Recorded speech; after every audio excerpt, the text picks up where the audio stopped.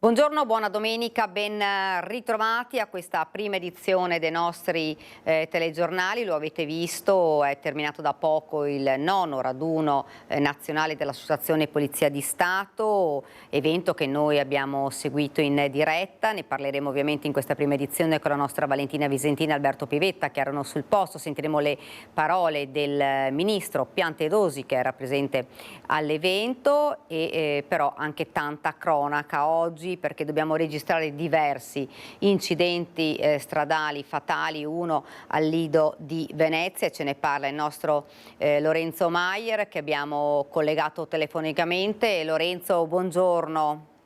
Buongiorno Daniela, buongiorno, buona domenica a te e ai nostri telespettatori, anche se qui al Lido non è proprio una buona domenica, nel senso che c'è una profonda onda di commozione e incredulità per quanto successo ieri sera intorno alle 20:30 circa, uno schianto tra due moto, un gravissimo incidente al Lido di Venezia in via Malamocco, nel tratto che va da Malamocco ai Reberoni, quindi siamo nella parte sud dell'isola,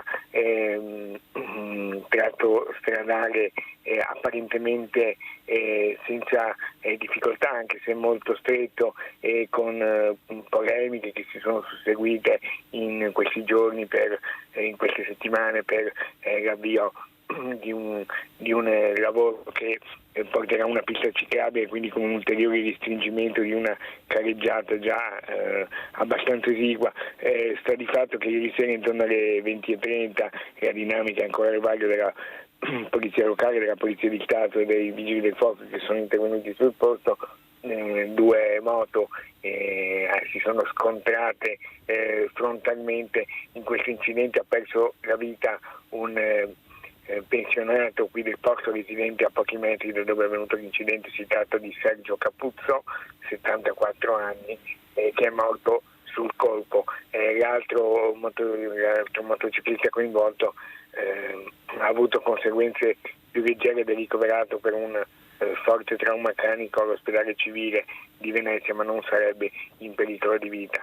Una tragedia ieri sera che ha anche spezzato in due per alcune ore la viabilità dell'isola, ovviamente in un punto nevralgico, interrotta per permettere ai soccorritori e a coloro che erano sul posto di compiere i rilievi, le operazioni di rito. Purtroppo per Capuzzo non c'era nulla da fare, e dobbiamo anche aggiungere che davvero una famiglia segnata dal destino, perché 25 anni fa il figlio di Sergio Michele Capuzzo, in giovanissima età, allora anche lui morì per un incidente sempre in moto e sempre al Lido di Venezia. Quindi padre e figlio accomunati a distanza di anni da un davvero tragico destino. Grazie davvero Lorenzo. Ovviamente torneremo a parlare di questa tragedia avvenuta al Lido di Venezia anche nel corso dei nostri telegiornali a partire da questa sera 19:30, e come detto tanti incidenti, lo abbiamo visto anche nel Trevigiano, dove si è davvero sfiorata una tragedia perché un'auto ha perso il controllo ed è finita letteralmente nel giardino di una casa. Due persone sono rimaste ferite, gravissimi, anche ingenti anche i danni all'abitazione. Ne parleremo ovviamente anche di questo nel corso dei nostri telegiornali, poi parleremo purtroppo di altri incidenti stradali, ma prima di tutto ci colleghiamo con la nostra Valentina Visentin, che vedo nello schermo, perché come vi avevo detto è terminato da poco il nono raduno nazionale dell'Associazione Nazionale del Polizia di Stato con il ministro Piantedosi. Valentina, buongiorno, a te la linea.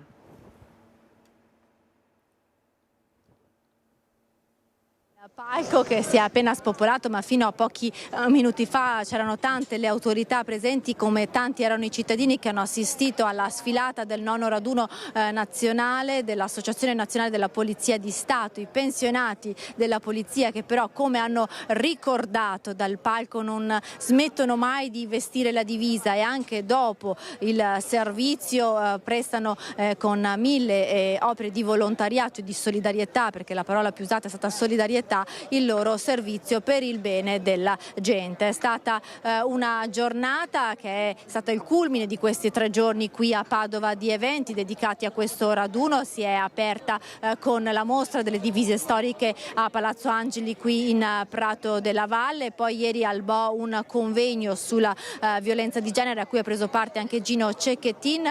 Ieri sera al Teatro Verdi il concerto della banda della Polizia di Stato che noi questa sera alle 21 su Antenna 3 vi proporremo, alla presenza del Ministro dell'Interno Piantedosi, che questa mattina poi ha presenziato dunque alla sfilata, all'evento clou con tutti i reparti arrivati da tutta Italia. C'era anche da Padova l'associato più anziano che ha 90 anni, che ha sfilato anche lui per ultimo, quindi insomma è stata veramente una giornata di grandi emozioni ma anche di riflessioni sul rapporto della polizia, come ha ricordato il sindaco di Padova Sergio Giordani, che è un aiuto prezioso per tutta la comunità 24 ore su 24 per garantire la sicurezza che è stato un tema centrale affrontato anche dal ministro Piantedosi, che a microfono ha ricordato come sia alta l'allerta e il bisogno di sicurezza in un contesto storico delicato a livello mondiale. Ma il ministro poi ha ricordato anche l'importanza della nuova questura che sarà qui a Padova,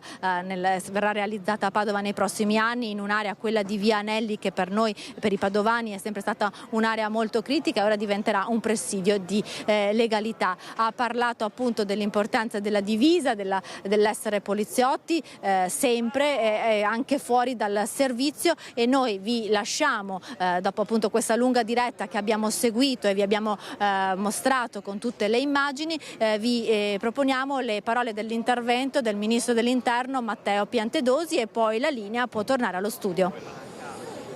È il tesoro della Polizia di Stato, la tangibile testimonianza di un'attività volta esclusivamente a favore delle istituzioni, dei cittadini e delle libertà di ciascuno. E la Polizia di Stato è infatti al centro della nostra democrazia. In questi anni ha dimostrato professionalità, coraggio e senso del dovere anche di fronte alle minacce più nuove e più complesse. Le minacce non dormono mai: criminalità organizzata, cybercriminalità, repressione dell'illegalità economica, molestie e violenza contro i più deboli. Eppure avete risposto con prontezza, competenza ed integrità. Il nostro principale dovere è garantire la sicurezza dei cittadini, proteggere i diritti fondamentali e mantenere la fiducia nelle istituzioni. Per farlo servono strumenti adeguati, una formazione continua, un'organizzazione efficiente ed una collaborazione stretta con la magistratura, le altre forze di polizia e la società civile. Il Governo, consapevole della centralità del ruolo che la Polizia di Stato e le altre forze di polizia assicurano per il sistema Paese, ne sostiene l'impegno attraverso investimenti e misure ordinamentali volte a mettere in condizioni donne e uomini in divisa di poter svolgere sempre meglio e più efficacemente i propri compiti. E sono 3 le direttrici prioritarie su cui stiamo lavorando e che ritengo decisivi per il futuro della nostra sicurezza pubblica. In primo luogo, investimenti e innovazione per un'azione di polizia più efficace e più giusta. Stiamo potenziando l'organico senza compromettere la qualità della formazione e la tutela dei diritti dei cittadini e dei nostri operatori.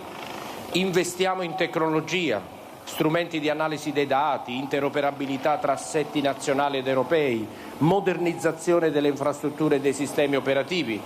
E non dimentichiamo mai che la tecnologia non è fine a se stessa, ma è strumento al servizio della professionalità, della trasparenza e della responsabilità. La seconda linea direttrice è la prevenzione, la legalità e la tutela dei diritti. La sicurezza non è solo risposta al crimine, ma prevenzione, educazione e prossimità. Rafforziamo la formazione su etica, gestione delle crisi, gestione dei rischi, nonché campagne di prevenzione che coinvolgano scuole, famiglie e comunità. Difendiamo i diritti di chi lavora, di chi denuncia e di chi è esposto a violenze, con particolare attenzione proprio alle fasce più vulnerabili della popolazione. La terza direttrice è quella della coesione e della collaborazione. Nessuna singola forza può bastare, occorre una politica di progresso che combini impegno interno con una rete di alleanze. Anche la cooperazione internazionale resta fondamentale per contrastare criminalità organizzata transnazionale, traffico di droga, cybersicurezza e riciclaggio. È un programma ambizioso, all'altezza delle sfide ed è anche questo il percorso già avviato e ben tracciato, e io vi invito a continuare a lavorare insieme con senso del dovere, sobrietà e solidarietà.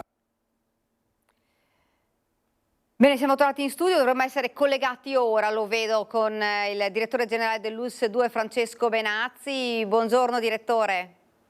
Sì, buongiorno a lei, buongiorno a tutti. Si parla di sanità, ma parliamo anche insomma, di un inizio di autunno con tantissimi trevigiani a letto, febbre, sembra sindrome influenzale, ma anche un aumento dei casi di Covid, direttore. Sì, beh, la sindrome influenzale l'abbiamo, ormai ce la stiamo portando avanti già da diversi mesi e difatti abbiamo diversi ricoveri proprio per questo. Abbiamo un'implementazione dei ricoveri per Covid in persone anziane, quindi tutto fa pensare che effettivamente questa variante nuova del Covid possa portare qualche problemino alle persone anziane e alle persone fragili. Per cui immagino che a tempi brevi avremo anche modo di avere questo tipo di vaccinazione per proteggerci dalla nuova variante. Ecco, poi partirà ovviamente la tradizionale campagna per l'influenza più avanti, ovviamente. Sì, certo, noi abbiamo già chiesto come azienda ULSS 2 140.000 dosi proprio per coprire sostanzialmente gli over 65, dare la possibilità ai medici famiglia che ogni anno si impegnano su questo fronte di ovviamente iniziare il più presto possibile la vaccinazione, che significa già dai primi di ottobre, e naturalmente poi per i vaccini pediatrici da dare ai pediatri e i vari vaccination day che faremo noi ovviamente tra il mese di ottobre e novembre, proprio per catturare tutte le persone che sono disponibili ad essere vaccinate. Ecco direttore, ci si aspettava un aumento però così insomma di casi bene o male di Covid, questo aumento con l'inizio dell'autunno? Sì, dobbiamo dire che il Covid chiaramente ha questa particolarità, come hanno tutti i virus, di mutare, quindi di cambiare, di difendersi rispetto ai vaccini che vengono ovviamente messi in gioco. Per cui è chiaro che questo sicuramente provocherà, soprattutto per l'inverno, un aumento dei casi di Covid, però quello che ci fa ben sperare è che comunque le persone vengono chiaramente ricoverate, quelle più fragili, ma nel giro di un paio di giorni, 2 o 3 giorni poi vengono dimesse perché tornano alla normalità. Non abbiamo nessun caso in terapia intensiva e questo ci fa ben sperare anche per il futuro. Ecco, quanti ricoveri abbiamo avuto nell'ultimo periodo? Allora, nelle ultime 2 settimane abbiamo avuto 107 ricoveri per sindromi, come giustamente diceva lei, sindromi influenzali, quindi tutti i virus parainfluenzali, e 25 ricoveri per Covid. Ecco, parliamo invece in generale di sanità. Io ho visto, insomma, lei diceva più medici e maxi ambulatori, questo per salvare la sanità, lo vediamo su un quotidiano di Treviso. Sì, la condizione è oggi più che mai l'aumento, l'epidemiologia, che è la demografia fa pensare sempre di più che avremo una popolazione anziana, viviamo di più, la media, lo dico sempre perché quando parliamo di buona sanità, il Veneto ha una buona sanità, la provincia di Treviso ha la possibilità di avere l'età media, diciamo, alla nascita è di 84 anni,3, tra le più alte d'Italia, per cui significa che vivremo di più però con patologie croniche. Allora l'unico modo per chiaramente dare delle risposte a tutti sono questi raggruppamenti che sono le case di comunità, all'interno di queste si fa la specialistica e la telemedicina e si gestiscono i pazienti cronici a domicilio con dei device, con dei braccialetti, in modo tale da controllarli continuamente, evitando di far loro viaggi per niente e di andare nelle case di comunità o in ospedale nel momento in cui realmente c'è bisogno. Direttore, ultima domanda, poi la lascio andare e fra l'altro insomma il fatto di questi nuovi esami di medicina insomma fanno tirare un sospiro di sollievo soprattutto per la carenza di organico. Sì, sicuramente il passaggio da 90 a 100 studenti, futuri colleghi che andranno a laureare in medicina è già importante nella sede di Treviso. Il numero, grazie alla pressione che ha fatto la Regione Veneto e anche altre regioni sul Ministero dell'Università, ha allargato il numero. Ci sono delle prove che sono completamente diverse dai quiz precedenti, quindi avremo sicuramente giovani medici in futuro che sapranno dare risposte alle esigenze e ai bisogni della comunità.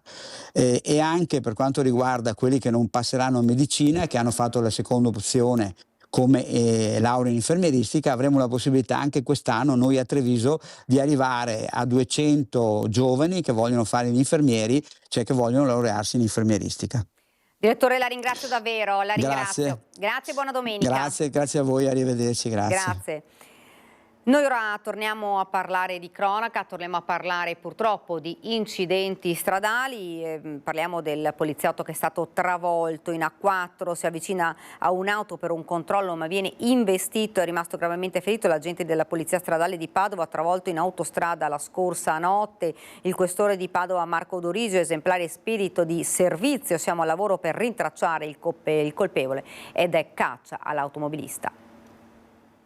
Sono le 23:25 quando una pattuglia della Polizia Stradale di Padova in servizio lungo la A4 nel tratto tra Vicenza e Padova riceve l'allert della sala operativa per un'auto rubata nel milanese.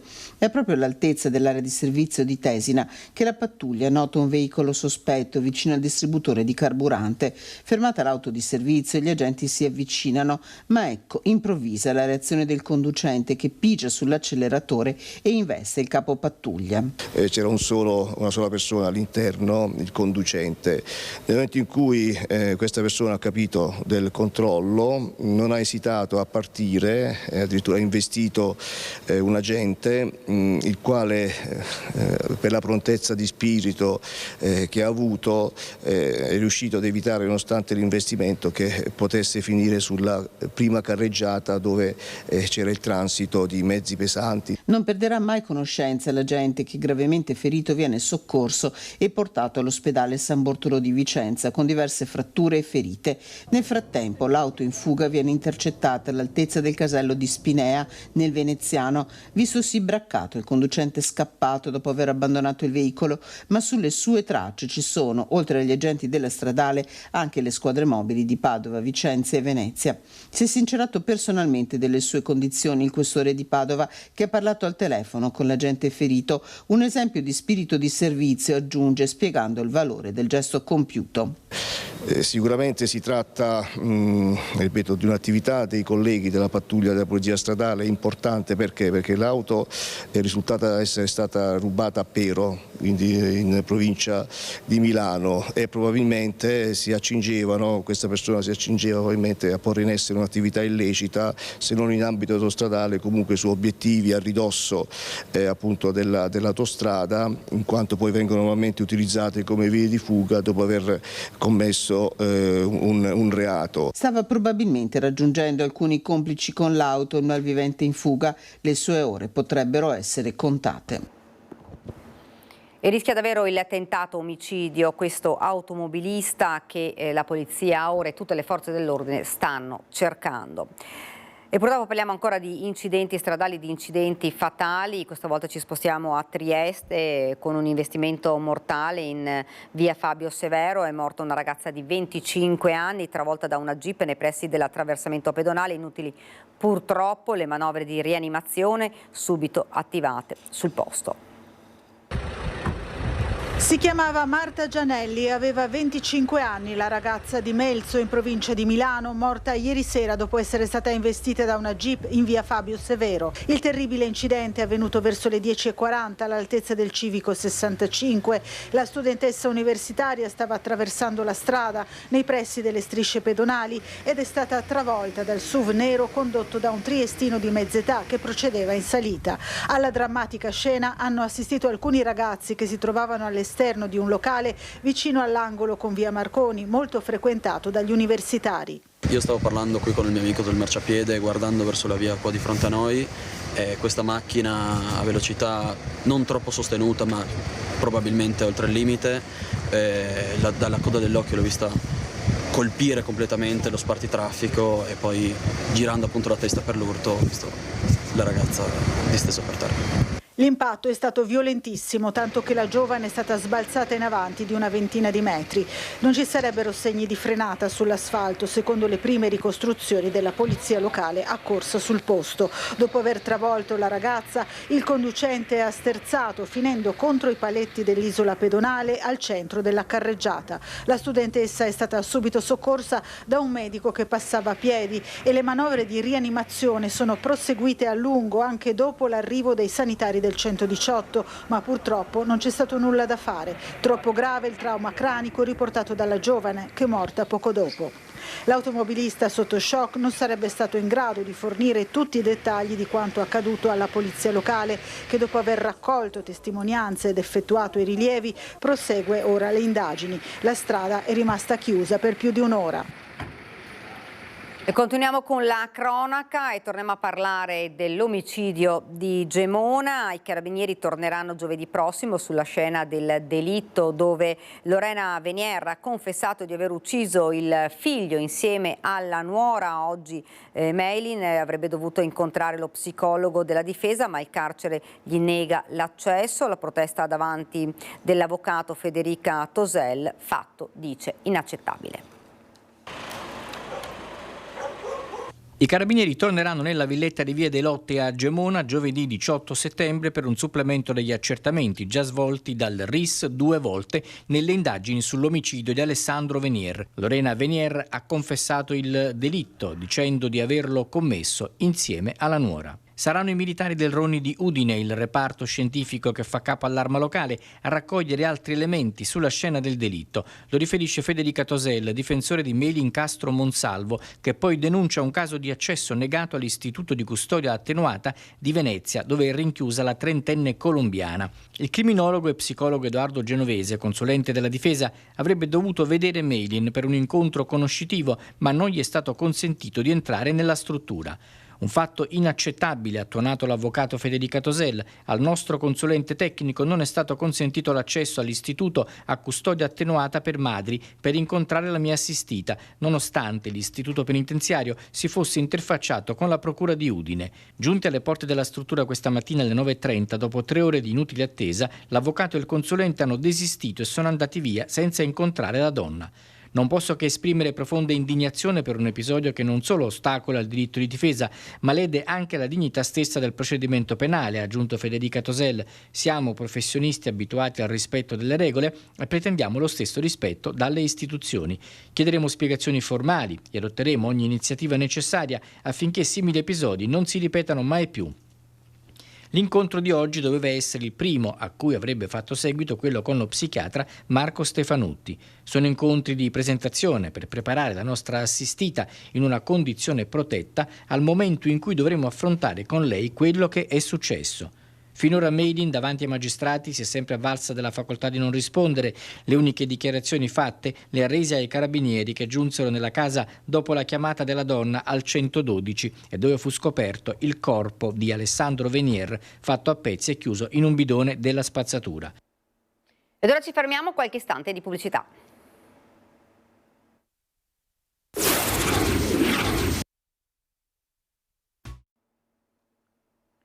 Siamo tornati nuovamente in studio, continuiamo questa prima edizione sempre con la cronaca e parliamo di furti, lo facciamo con Cristian Demma, presidente dell'associazione Furti in Corso. Intanto buongiorno, grazie per essere qui. Buongiorno a voi e grazie. Autunno, insomma, abbiamo visto il buio arriva prima e purtroppo questo è anche un po' il motivo per cui c'è anche un aumento poi in questo periodo proprio di colpi, di furti nelle abitazioni. Presidente. Sì, assolutamente. Infatti io proprio ieri l'altro ho fatto un appello e ho visto anche quanti click diciamo ha avuto divisione che appunto voleva avvisare le persone che sta arrivando il periodo forse più caldo dell'anno, anche se oggettivamente se guardiamo le cronache dei giorni precedenti ormai è un 10-15 giorni che non passa giorno che tra Opitergino, Vittoriese, Treviso e qualche altro posto è un continuo furto, però adesso c'è l'imbrunire che arriva. ci sono le famose ultime giostre, fiere che ci sono nelle varie sagre paesane, e anche questo porta a distrazione, porta a movimento di gente anche difficile da controllare, perché ci sono tante facce nuove che arrivano da paesi limitrofi, e quindi questo porta a confusione e ovviamente aumento di tutta questa cosa di furti e di, speriamo, solo furti e non rapine, per carità. Ecco, l'appello è quello davvero di prestare la massima attenzione, anche se purtroppo insomma i ladri entrano comunque nonostante tutti i sistemi di sicurezza, nonostante i sistemi di videosorveglianza, insomma non curanti anche del fatto che ci siano insomma persone all'interno delle abitazioni. Sì, questo io credo che ci sia proprio un incremento molto importante, se andiamo a vedere dagli anni passati ad oggi, del fatto che c'è un totale disinteresse se la casa è occupata o meno, cioè loro entrano a prescindere. Poi se uno fa un po' di caos, confusione, urla eccetera, se ne vanno, e magari quasi anche seccati. Se invece appunto non c'è nessuno, fanno indisturbati quello che vogliono e poi se ne vanno con calma. E per quello che proprio l'appello diceva: mi raccomando, alziamo la soglia di attenzione, chiudiamo bene le finestre la sera, la notte, attacchiamo gli allarmi chi ce l'ha, accendiamo le luci, lasciamo accesa una luce e chiudiamo anche i cancelli e cancelletti esterni, e soprattutto le famose casette esterne degli attrezzi, perché quella è una fonte di reddito per i ladri, perché sempre di più si sente gente che entra nelle casette e porta via gli attrezzi che poi servono per andare a fare i lavori di scasso e via dicendo. Quindi è molto molto importante in questo momento prestare la massima attenzione. Ovvio che poi riuscire a fermarli è difficile, perché rimane sempre quella famosa soglia di impunità che c'è per questi reati, che sono sempre considerati minori, che speriamo appunto di adesso andare avanti col Ministero proprio nella direzione giusta, adesso che è finita l'estate, sono finite diciamo le ferie, quindi si ritorna tutti a lavorare sodo per cambiare queste cose. Ecco, lei fra l'altro sta proprio organizzando un convegno sulla sicurezza. Sì, la parola giustissima, ha ragione, è convegno più che giornata e via dicendo, che è quella famosa promessa che ci eravamo scambiati col Ministero di Grazia e Giustizia quando sono andato a Roma con il senatore Ostellari, che appunto mi aveva dato la collaborazione totale del Ministero e aveva detto: facciamo una bella giornata dove incontrare tutti, e per tutti si intendono tutti gli organi diciamo amministrativi, ma anche tutti i cittadini, e dove ci sono il Ministero di Grazia e Giustizia, il Ministero degli Interni e il Ministero della Pubblica Istruzione, coinvolgendo anche i dirigenti scolastici. Perché? Perché abbiamo comunque il problema grave delle baby gang, no? Il senatore Ostellari diceva che aveva anche lui una mezza idea di iniziare a fare delle visite guidate nelle carceri per far vedere a questi ragazzi che si può finire in carcere. E io la sostenevo questa tesi, perché oggettivamente è molto importante far capire che con una condotta che non va bene ad oggi si finisce ancora lì, visto che comunque le carceri sono piene. Quindi c'è tutto un percorso da fare.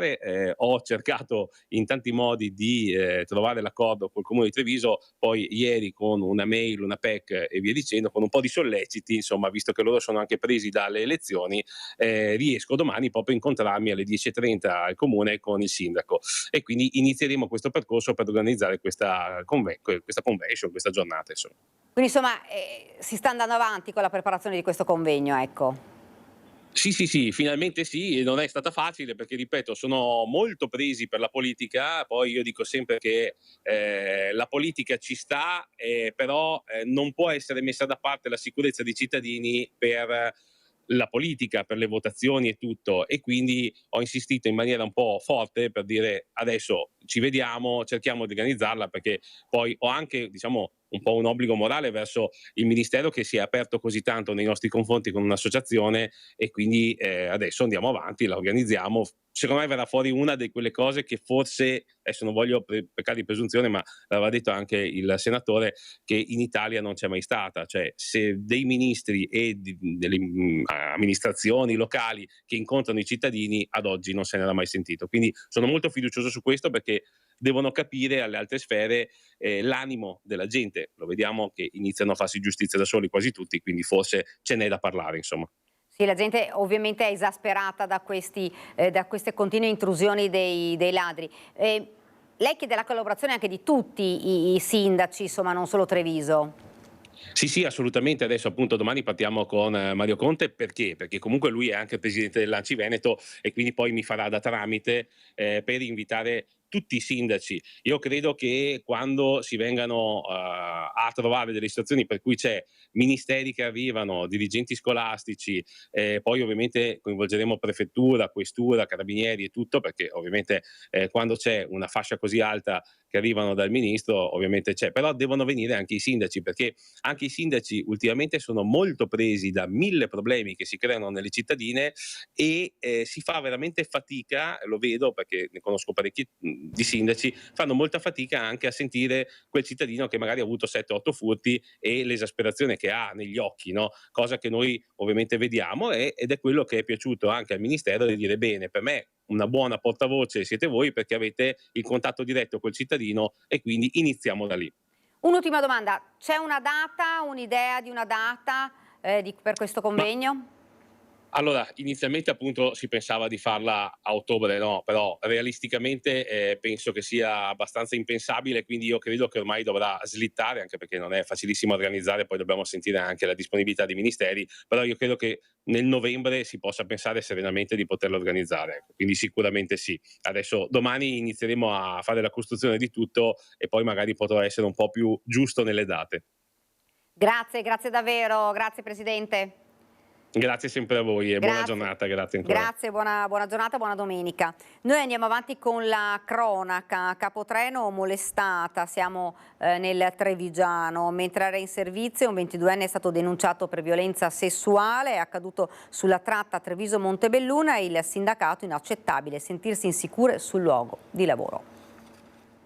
Di fatto è un episodio di violenza reso ancora più grave dal fatto che sia appunto una violenza di genere nei confronti di una donna e che soprattutto stava insomma svolgendo la propria prestazione lavorativa. Capotreno donna, vittima di violenza sessuale, un palpeggiamento mentre era al lavoro su un convoglio che percorreva la tratta Treviso-Montebelluna.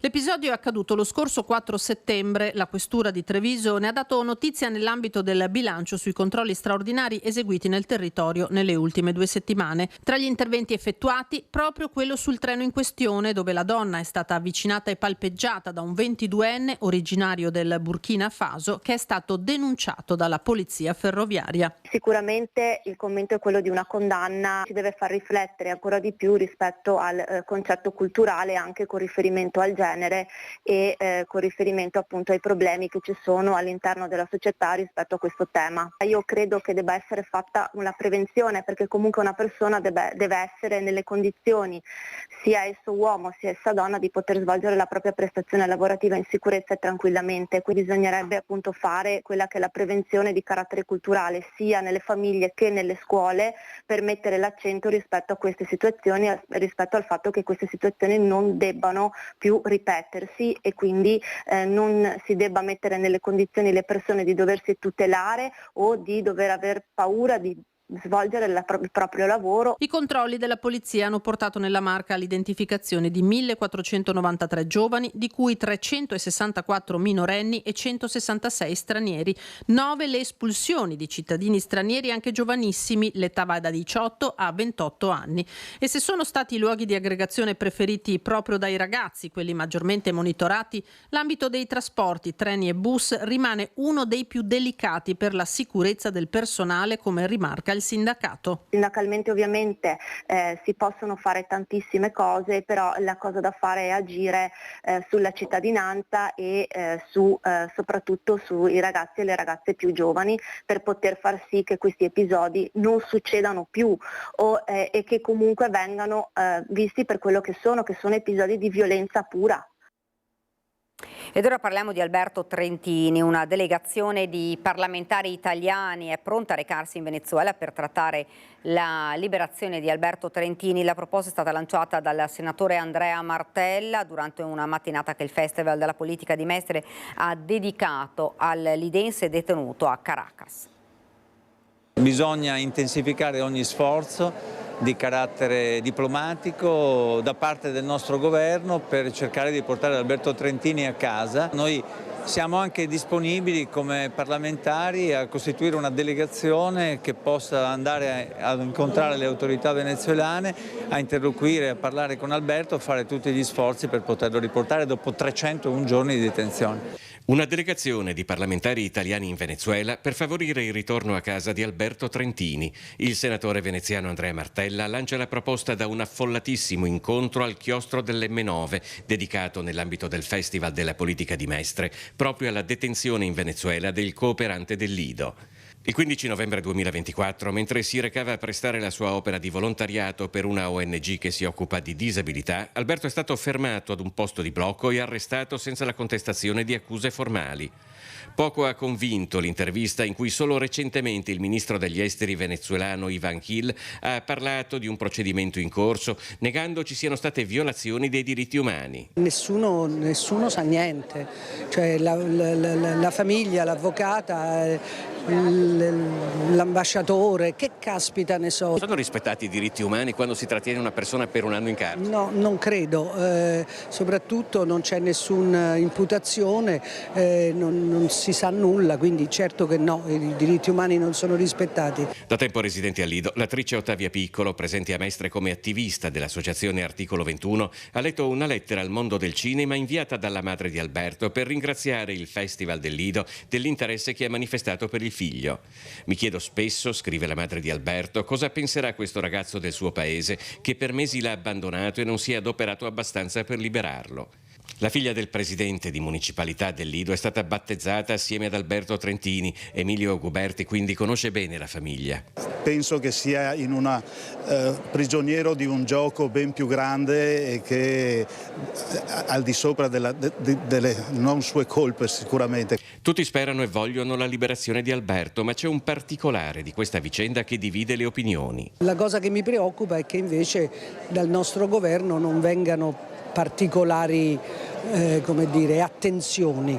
Non abbiamo sentito mai dire il nome di Alberto Trentini, che so, dalla Presidente del Consiglio. Probabilmente sin dall'inizio noi anche come amministrazione comunale se eravamo contattati, c'è stata data l'indicazione da parte dell'avvocato di famiglia di tenere un profilo molto basso. So attraverso anche il sindaco che si è interessato che l'interessamento da parte del governo c'è, probabilmente stanno facendo delle trattative chiamiamole sotto traccia. Siamo ora alla politica, regionali e stallo centro-destra. Il leader veneto dei meloniani De Carlo si rivolge alle imprese chiedendo ancora un po' di pazienza per il nome che manca. Sul numero di assessori in caso di vittoria non cede ai calcoli, la giunta deve essere espressione del peso dei voti. Alle imprese dico sì, siamo in ritardo forse con la definizione di un candidato, ma non siamo certo in ritardo nella definizione di ciò che noi vogliamo per le imprese. Credo di conoscere ciò che le imprese vogliono e siamo pronti a mettere a disposizione le soluzioni di ciò che vogliono le imprese. L'appello al mondo economico De Carlo lo lancia da Presidente della Commissione delle Attività Produttive, Agricoltura e Turismo del Senato, prima ancora che da leader veneto dei meloniani. 700 realtà incontrate e ascoltate in questi anni e vedere che le imprese sono stufe di attendere un nome dal centrodestra certo non va giù. È di fatto l'unico vero passaggio che De Carlo sottoscrive rispetto alla lettera che in questi giorni ha creato subbuglio nella coalizione. La missiva è indirizzata a Giorgia Meloni dal presidente di Confimindustria Padova Rovigo, Raffaele Zanon, storico esponente di Fratelli d'Italia a Padova. Ci sono parti della lettera condivisibili, parti meno condivisibili. Io sulla lista Zaia abbiamo sempre avuto ufficialmente come partito una posizione molto laica, nel senso per noi non era un tema di Fratelli d'Italia, abbiamo sempre detto che era un tema interno alla Lega, non condivido la contrapposizione, se si sceglie subito non ci sono i giochi di palazzetto, se invece va lunga non ci sono giochi di palazzetto. Credo che Zanon abbia voluto intendere non facciamo credere che esistano giochi di palazzetto. De Carlo rigetta ipotesi di giochi di potere e di calcolatrice alla mano per decidere la giunta in caso di vittoria. Se il candidato va alla Lega, più assessori meloniani o viceversa? E chi l'ha detto? Il peso della giunta è sempre, diciamo così, relativo alla forza che tu hai in consiglio. Tu hai un numero di eletti tale che ti consente di avere un numero di assessori, altrimenti non regge, non esiste una giunta diversa dal consiglio e quindi le giunte saranno espressione del voto popolare. Se c'è una forte preponderanza di Fratelli d'Italia in consiglio, ci sarà una forte preponderanza di Fratelli d'Italia anche in giunta. Insomma, Fratelli d'Italia punta tutto sui voti e non molla su Palazzo Balbi. Una certa pressione ormai è chiara. Anch'io credo che oggi sia ora di stringere e di trovare un candidato. Aspetterei la chiusura di questo tavolo che mi auguro sia nel più breve tempo possibile, quindi faccio appello ai nostri leader perché nel più breve tempo possibile diano la possibilità ai veneti di sapere chi sarà il leader della coalizione. Ed intanto la Lega si prepara all'imminente appuntamento di Pontida fra una settimana con questioni interne ancora da affrontare, ma anche un leader, Alberto Stefani, che sembra ormai designato per la corsa a Palazzo Balbi. Tra qualche giorno sarà sciolto il nodo per Roberto Marcato, ma per tutti gli altri nessuno ha una primazia. È ovvio che chi ha svolto bene il proprio lavoro, è stato per tanti anni all'interno del Consiglio regionale, ha sempre adempiuto tutti gli obblighi di partito, non vi sono motivi per non vederlo in corsa. Una porta aperta ma a una condizione, sembra dire il vice segretario regionale del Carroccio, che Marcato non faccia la prima donna. Tutti a disposizione, lo stesso Barbisan tra questi, e la storia di nessuno verrà dimenticata. È la risposta a stretto giro indirizzata all'assessore campione di preferenze che solo qualche ora prima, a margine di un convegno, era tornato ad agitare lo spettro di una corsa solitaria. Nessuna via è esclusa, nemmeno anche di andare anche da solo. A me mi diverte un pasto. Non suona bene, voto Marcato, è bellissimo. Un Marcato che corre da solo?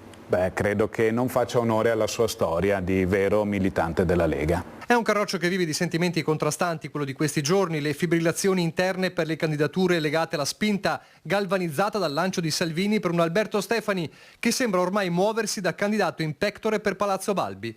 L'indizio del tour di incontri e strette di mano nella Marca trevigiana, terra di Giovanni Manildo, non è passato inosservato. Marcato però avverte. Che sia la scelta consapevole di una maggioranza, non il frutto di dinamiche romane. Lui ha bisogno di una investitura davvero forte e di una squadra forte. Per cui lo dico ai quattro fenomeni che ha il dubbio se candidare Marcato oppure no. No, lo dico per loro. È meglio avere uomini e donne preparati e forti perché saranno 5 anni duri da gestire. Ci sono dei fenomeni che magari non vogliono neanche che mi candidi io, non è che solo Marcato ha gente pro e gente contro, con tutto il rispetto, pertanto si sa come va la politica, non tutti piacciamo a tutti, però Marcato piace a molti. È con questo spirito che la Lega si avvicina a Pontida 2025, dove non mancherà la presenza dell'ormai vice segretario federale Roberto Vannacci. Non credo che ci possa essere una sua lista, credo che ci possa essere un suo sostegno in campagna elettorale. Una Pontida dove tra gli ospiti ci sarà Jordan Bardella, il braccio destro di Marine Le Pen, a confermare lo stretto legame con una destra mai digerita da una fetta consistente del Carroccio, a partire proprio da Marcato, che all'appuntamento ci sarà, ma non manca di ironizzare. Certo, magari a Pontida è il pratone dei leghisti, anche dei non leghisti, ma insomma soprattutto dei leghisti. Il centrosinistra veneto prosegue compatto la campagna elettorale per la presidenza di Giovanni Manildo, ma i Dem attaccano anche il centrodestra e il grave ritardo per cui non è ancora stata decisa la data del voto. Da quando oltre 2 mesi fa è stata formalizzata la candidatura a presidente di Giovanni Manildo, il centrosinistra veneto marcia compatto verso le prossime elezioni regionali. Al momento è una marcia solitaria, senza avversari, vista l'assenza di un candidato nel centrodestra, ma soprattutto una marcia senza ancora una data del voto. Questo è molto grave. Io chiedo a Zaia di indicare il giorno del voto intanto, cioè i veneti ancora non sanno quando andranno a votare e questo è un problema. Il centrosinistra ha già un candidato in campo da mesi che sta già battendo palmo a palmo la regione, un'espressione del territorio con una coalizione molto coesa. Il centrodestra sta ancora litigando. I problemi del centrodestra non riguardano né preoccupano il centrosinistra, ma si trasformano in problemi di tutti se diventano il motivo per cui si tarda a stabilire la data delle elezioni. È scorretto, il problema è che loro antepongono gli interessi della loro coalizione a quelli dei cittadini e dei veneti, che invece hanno tutto il diritto di sapere quando si fa il voto e di saperlo anche velocemente, anche le forze politiche per potersi organizzare. Stiamo vedendo anche in questi giorni che le forze economiche, le categorie produttive del Veneto giustamente protestano perché rischiamo di andare di fronte ad un periodo in cui oltre al bilancio provvisorio si accompagna un'assenza di politiche che invece è necessaria per la nostra regione. A Venezia intanto il sindaco uscente Luigi Brugnaro ha attaccato la gestione del Festival della Politica di Mestre. Io non mi ricordo di essere stato mai invitato, adesso ormai è tardi, non posso neanche più farlo, invitato a fare un dibattito serio politico al Festival della Politica. Mai? È una polemica che si basa sul nulla, perché come adesso vi manderò la lista, è venuto tantissime volte, ha partecipato a molti incontri con l'ex ministro Orlando, col direttore Cerasa del Foglio un paio di volte, faccia a faccia col sindaco Nardella in piazza Ferretto, con tutti i sindaci veneti, e poi ancora la presentazione dell'M9 fatta promossa dal festival. Insomma, sono tantissime le occasioni in cui il sindaco è stato presente, probabilmente ha perso un po' la memoria. Ora ci fermiamo ancora per qualche istante di pubblicità.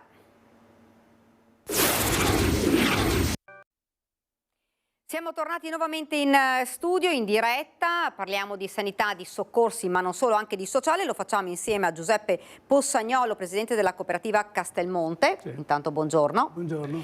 E Manuel Mazzaro, associazione Idea Nord-Est, giusto? Giusto, buongiorno ai telespettatori.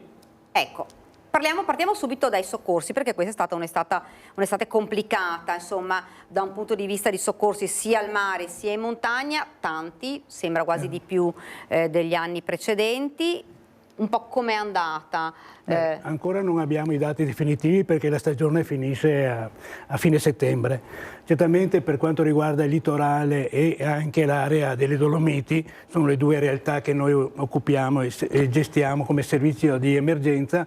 I numeri sono stati numerosi, al di là di quello che si dice che il turismo era abbastanza carente in alcune realtà, per quanto riguarda i pronto soccorso e per quanto riguarda gli interventi di ambulanze è stato parecchio importante. Certamente siamo sempre nelle condizioni che il medico, l'infermiere, il soccorritore diventano sempre un po' vittime di questo tipo di attività, soprattutto se pensiamo alle esigenze costanti e soprattutto alla mancanza anche di personale, e quindi come si va a sostituire personale che improvvisamente non dà più la sua disponibilità e che deve essere altrettanto qualificato a quello che viene indicato. E quindi il vero problema non è solo della cooperativa Castelmonte che fa questo servizio, ma nella sanità nel suo complesso. Ecco, lei poi ha toccato due argomenti importanti, che sono quelli della carenza di personale, ma anche quello dell'aumento di violenza ai danni dei sanitari, di cui parleremo. E per quanto riguarda invece i malori, fatalità, cioè abbiamo capito che più che incidenti stradali, tanti quest'anno sono stati i malori nelle spiagge, ad esempio. Sì, c'è stato sicuramente un incremento, anche se dall'altra parte c'è stata anche una diminuzione di quelli che sono stati i soccorsi nelle spiagge, perché comunque il turismo è stato forse di più mordi e fuggi che magari stabile, quindi rappresenta anche dei fattori un po' diversi. Come diceva anche il Presidente, c'è stato un esercito di professionisti che comunque ha reso possibile anche il comfort dal punto di vista del soccorso durante l'estate, e ha permesso di dare un servizio di professionalità, ma soprattutto un servizio concreto e di vicinanza a quello che è il paziente, insomma, che è sempre la base di tutto, anche se molte volte mi riaggancio già al fatto dell'aggressione dei sanitari, i pazienti diventano un po' più scortesi rispetto a quella che era una normalità e seppur diffusa adesso, questo essere sempre agitati Viene sempre prima la persona e viene dopo il servizio, prima ci sono comunque sempre io, anche se l'altro che è vicino sta peggio di me, perché si tende un po', la società ci invita di più all'individualismo che a guardare l'aspetto generale. E questo poi fa diventare ancora più complicato il vostro lavoro, ovviamente. Sicuramente, sono tante le volte in cui i sanitari devono anche un po' mordersi la lingua, sicuramente prima di tutto per etica, ma perché sono lì per dare un servizio. Io, come dico sempre, fare ambulanza o comunque dare un servizio alla persona, che sia dalla sanità al sociale, è comunque prima di tutto una missione. Non è tanto sempre l'aspetto economico, che si tende sempre un po' a generalizzare, ma è una missione, e chi compie questo lavoro si mette a disposizione della comunità. E quando si legge nei giornali o si vedono, come gli altri giorni, episodi di violenza, ad esempio nel pronto soccorso di Treviso o altro, fa dispiacere, perché quando è ora del Covid eravamo tutti a lodare i sanitari, mentre adesso che contribuiscono, nonostante tutte le difficoltà, a rendere buono il servizio, si tende ad esagerare, a non aspettare, a non attendere, ecco. Certo. E fra l'altro, noi dicevamo, lei Manuel citava il pronto soccorso, dove in realtà di solito ci sono anche dei punti di polizia, le ambulanze sono letteralmente scoperte, nel senso che loro vanno da soli, quindi si trovano davvero ad affrontare situazioni davvero molto complicate. È la vera emergenza, nel senso che quando non sai cosa trovi devi essere preparato e pronto sotto l'aspetto professionale a rispondere al bisogno immediato, e molto spesso trovi persone che sono sotto shock, che hanno anche reazioni anche al di là della volontà loro, proprio per il momento in cui si trovano in quelle condizioni. Quindi è un momento molto delicato, e la bravura del professionista, del soccorritore, è proprio quella di essere attento al bisogno personale di questo. Poi, se mi permette, vorrei fare una battuta sul riferimento che molto spesso si è costruito sulla sanità un'ideologia, cioè che il pubblico, gestito dal pubblico, è il bene, se viene gestito da altre realtà è il male. Allora, forse può essere vero, può essere stato vero nel passato, può essere vero qualche volta anche oggi, ma credo che è il problema dell'ideologia che commette, perché noi siamo dei partner nei confronti della sanità che svolgono ruoli e funzioni, perché la sanità in quel momento che viene concesso molto spesso è perché non è in condizioni di darlo. Quindi su questo il fatto di essere partner, non fornitore, come molto spesso veniamo considerati, ci crea dei veri problemi, perché anche la cultura che si crea all'intorno a questo tipo di servizio diventa una cultura di secondi, di terzi rispetto a un primo. Ecco, io credo che la nostra professionalità, le persone che si dedicano a Castelmonte siano i primi pari a altri primi che non ci sono. Questo è il mio pensiero. Sì, infatti, anche come associazione Idea Nord-Est, che è nata quest'anno, i primi 2 incontri che abbiamo fatto sono stati proprio su questa sanità in dialogo, su questo rapporto tra sanità pubblica e privata, che alla fine, per quanto poco, dobbiamo riconoscere che se vogliamo portare a casa un servizio di qualità, ma soprattutto garantire il servizio, queste 2 realtà, seppur distinte, devono comunque legarsi, fare unione per portare a casa alla fine il risultato finale. È questo che tante volte, come diceva anche il Presidente, ci dimentichiamo, oppure quando succede qualcosa è sempre colpa degli altri, mentre alla fine siamo tutti parte di una stessa squadra.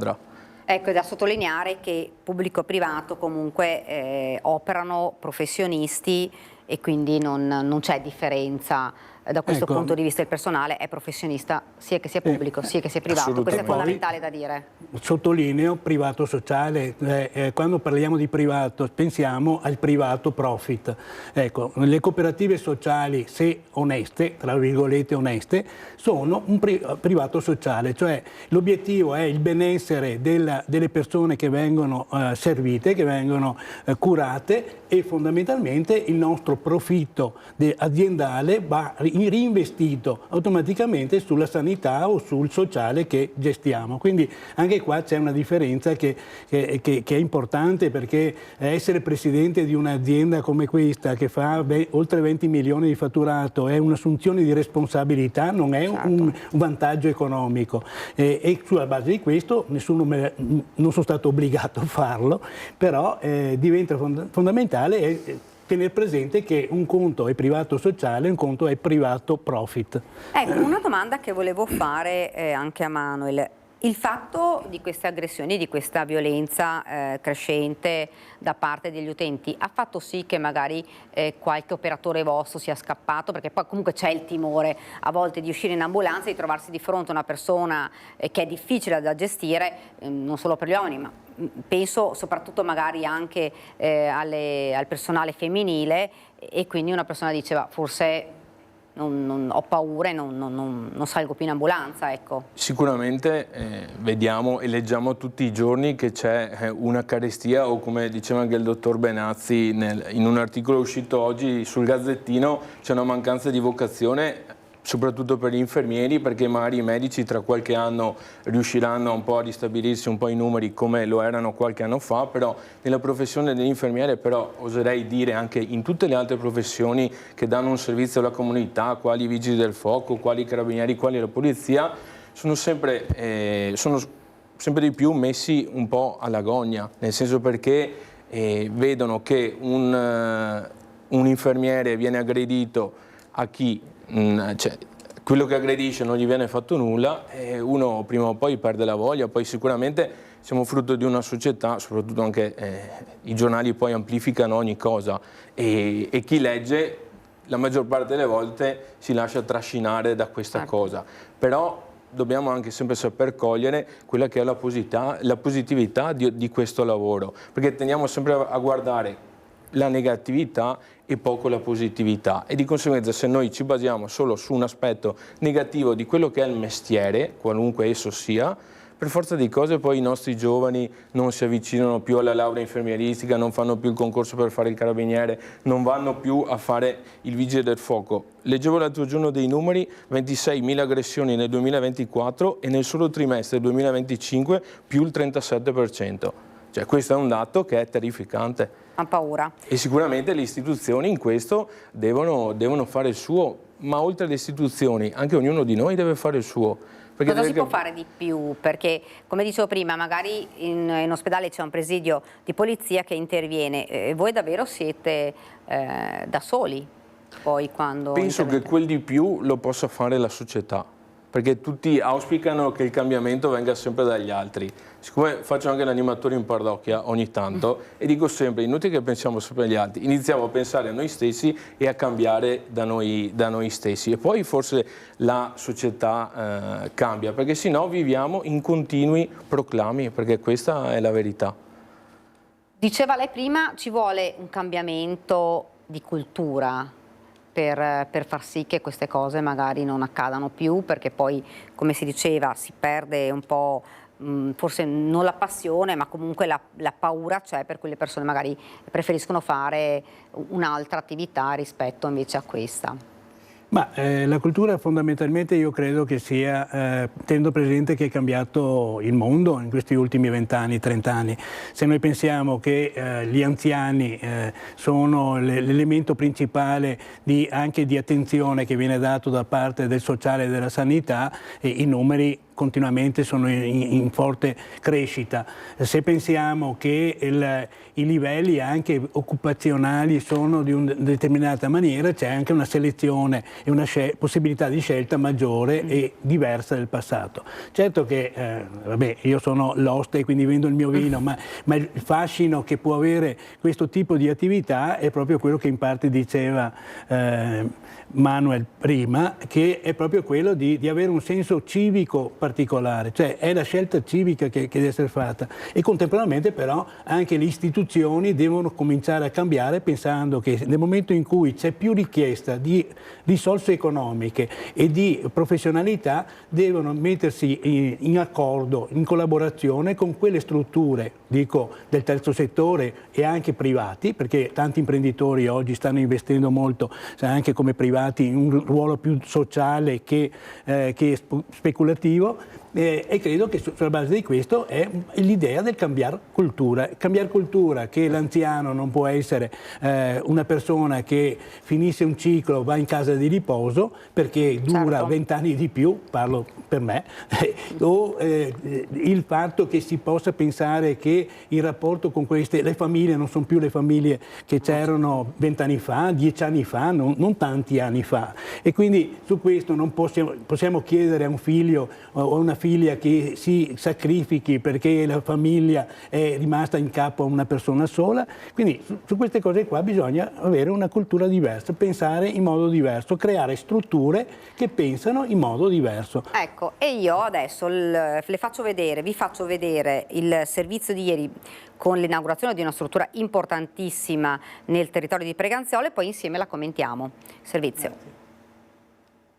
Borgogatto oggi è un villaggio per persone autosufficienti, anziane, che vogliono vivere insieme pur stando nei loro appartamenti, nelle loro attività. È il futuro della terza età, di chi pur essendo in pensione con i capelli bianchi è ancora in salute, ma magari è rimasto solo in abitazioni diventate d'un tratto troppo grandi. A Preganziolo questa nuova struttura porta il nome del benefattore che ha donato terreni ed edifici e al quale hanno dedicato la via d'accesso.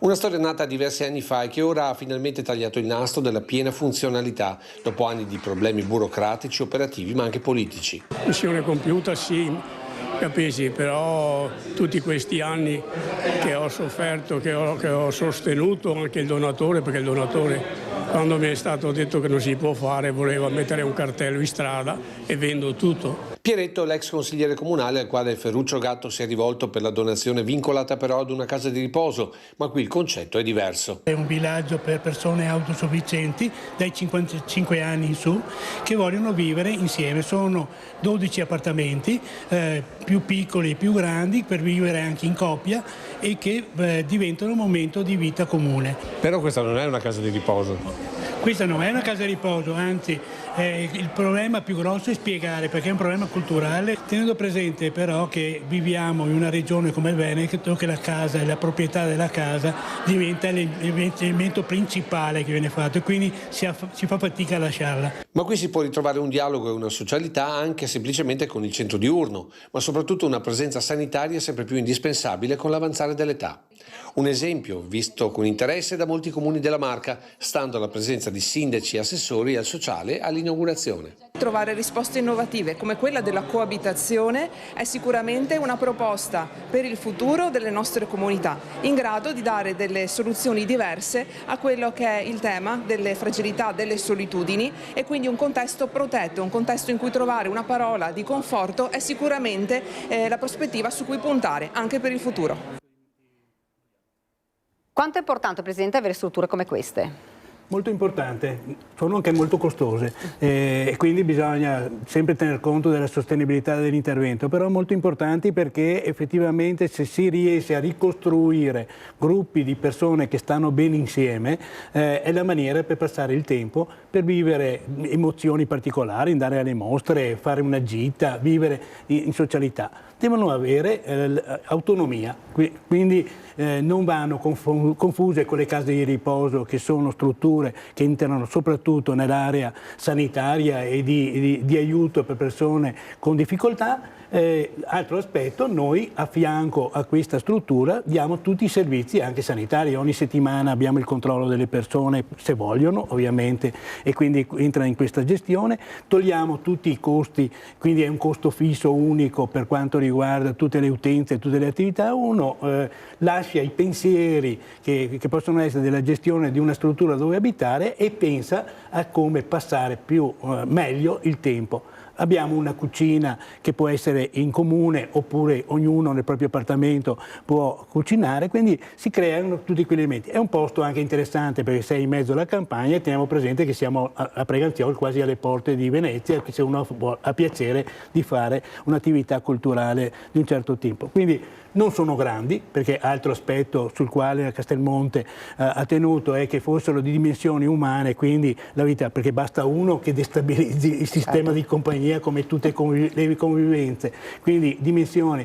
abbastanza limitate. Ultimo aspetto, abbiamo deciso dal primo giorno, quindi 15 anni fa, che la cooperativa dà servizi, non fa proprietà, non ha il possesso per un periodo, 30 anni, e del servizio, si è assunta tutti i costi del servizio, quindi della costruzione dell'immobile, e sulla base di questo però dà un modo diverso di intendere la vita sociale di una persona anziana. E fra l'altro c'è anche un centro diurno che è importante. E poi c'è il centro diurno con 30 persone autosufficienti, se ci sono, abbiamo avuto dall'ULSS anche la disponibilità di poter gestire 8 persone non autosufficienti nei 30, quindi anche qua il peso è per dare aiuto anche a quelli non autosufficienti rispetto ai sufficienti, perché diventano anche una solidarietà reciproca.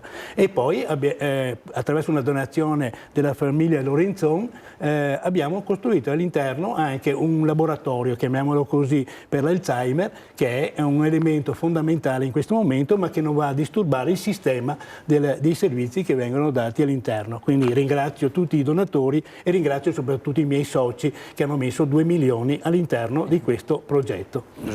Ecco, progetto importante, Manuel, insomma, voi che andate poi in ambulanza li vedete sempre spesso, anziani soli, quanto c'è bisogno insomma invece di strutture come queste, proprio per dare sollievo agli anziani che si trovano a vivere magari. Possiamo dire che dopo il Covid non ci sono solo gli anziani soli, ma anche le persone un po' meno stagionate che si sentono sole. Sicuramente questa è una struttura importante, so che ce ne sono anche delle altre, però con il fenomeno della denatalità che sta imperversando e che saremo sempre meno e l'età media avanza, sono strutture importanti perché permettono a tutti quegli anziani che si sentono soli comunque di avere il loro spazio, il loro appartamento, ma anche di condividere delle attività, dal semplice pranzo o di andare a giocare a carte, o se non hanno voglia di stare con nessuno rimangono dentro il loro appartamento, però se escono dalla loro porta trovano una persona che chiacchiera con loro, che gli dice domani devi prendere l'altra pastiglia e non questa, tutti i servizi che sempre di più la nostra comunità ha bisogno e che sono importanti e che hanno un grosso valore. Ecco, noi abbiamo visto soprattutto negli ultimi periodi tante le chiamate che proprio questi anziani fanno, magari senza star male, ma proprio perché hanno bisogno di avere insomma un conforto, una parola di conforto, sia alle forze dell'ordine ma anche alle ambulanze. Magari chiamano, non stanno male, però hanno bisogno di essere magari anche rassicurati. Sì, basta andare lì, in crescita, certo, questo. Assolutamente, ma richiamano, vai là, gli dici fai così, gli dici 2 parole e loro sono tranquilli. Io tante volte quando esci in ambulanza arrivi e fa non mi sento già meglio, perché alla fine la presenza di un qualcuno lì che fino a prima non c'era dà già lì un passaggio diverso della questione, però davvero anche qui la società, come si diceva prima, nell'educare tutto, c'è bisogno di compiere dei passi diversi, perché comunque prima o poi saremo tutti anziani. E quindi se penso anche a tutto quel volontariato che ormai manca sempre di più, perché si preferisce fare altro piuttosto che donare delle ore per stare anche semplicemente con gli anziani, è un volontariato che manca, però è necessario in questo tempo e quindi queste strutture vanno un po' anche a colmare i bisogni degli anziani, ma comunque i bisogni di una società. Il fatto anche che insomma, gli anziani chiamino proprio i sanitari, le ambulanze, solo per chiedere, solo per avere un supporto, questo è un indice proprio di richiesta di aiuto che sta aumentando. Sì. Teniamo presente che noi gestendo anche parecchie assistenze domiciliari dei vari comuni, parecchi comuni della provincia di Treviso e poi le missioni protette e così via, si sta creando sempre più una rete tra assistenti sociali dei comuni e strutture del terzo settore come la Castelmonte che riescono riescono a dare determinate risposte. Certamente siamo all'inizio di questa storia, perché sempre pensiamo all'anziano o ai bisogni di 10 anni fa, di 20 anni fa. Io credo che i bisogni più o meno sono anche gli stessi, però è l'approccio che è diverso. Come diceva Mazzaro prima, il problema di fondo è la compagnia, il senso di non sentirsi soli, abbandonati, perché prima c'era una famiglia che bene o male tutelava, non torniamo i 50 anni fa, 60 anni fa che gli anziani erano i padroni della famiglia nel suo complesso, oggi sono soli, punto.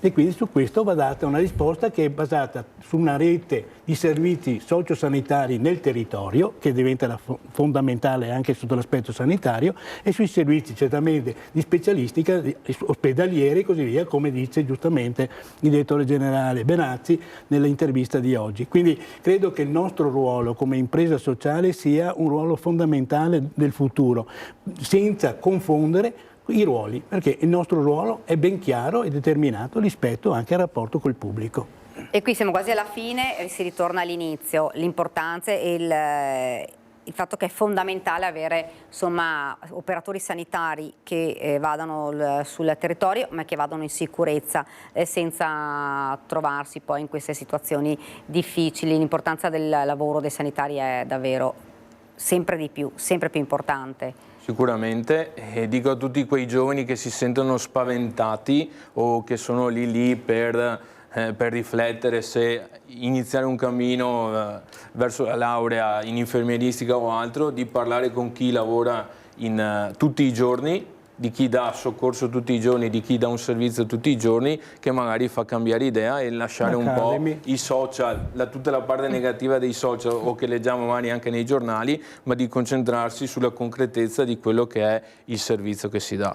Ringrazio davvero Manuel Mazzaro e Giuseppe Possagnolo per essere stato con noi. Con questo appello noi chiudiamo questa nostra prima edizione e vi ricordo il telegiornale di questa sera 19:30 e il film nel pomeriggio Blue Father. Per noi, a me non rimane che salutarvi e darvi appuntamento per la prima edizione domani. Grazie, arrivederci.